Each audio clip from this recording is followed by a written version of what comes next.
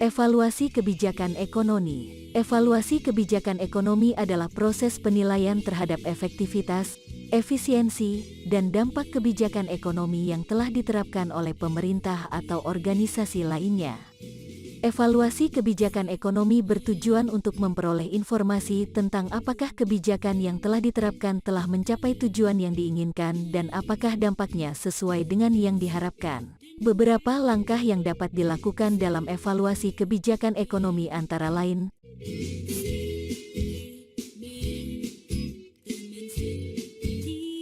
1. Menentukan tujuan kebijakan ekonomi. Sebelum mengevaluasi kebijakan ekonomi, penting untuk menentukan tujuan dari kebijakan tersebut. Tujuan kebijakan dapat berupa peningkatan pertumbuhan ekonomi, pengurangan pengangguran, stabilitas harga, dan sebagainya. 2. Mengumpulkan data. Data tentang kebijakan ekonomi yang telah diterapkan dan indikator-indikator yang terkait dengan tujuan kebijakan perlu dikumpulkan untuk melakukan evaluasi.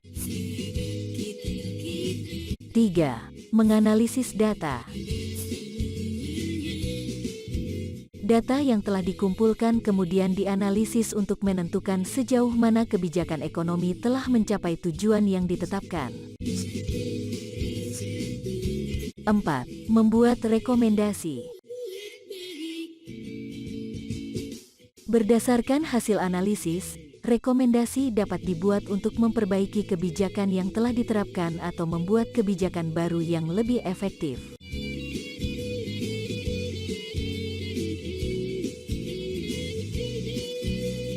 Beberapa indikator yang dapat digunakan dalam evaluasi kebijakan ekonomi antara lain: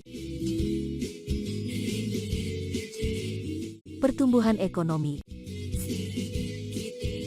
inflasi, tingkat pengangguran, neraca perdagangan, neraca pembayaran. Selain itu, evaluasi juga perlu mempertimbangkan aspek sosial dan lingkungan yang terkait dengan kebijakan ekonomi yang telah diterapkan. Pada akhirnya, evaluasi kebijakan ekonomi adalah suatu proses yang kompleks dan harus dilakukan secara sistematis dan terus-menerus untuk memastikan kebijakan ekonomi yang diterapkan sesuai dengan tujuannya dan memberikan dampak yang positif bagi masyarakat.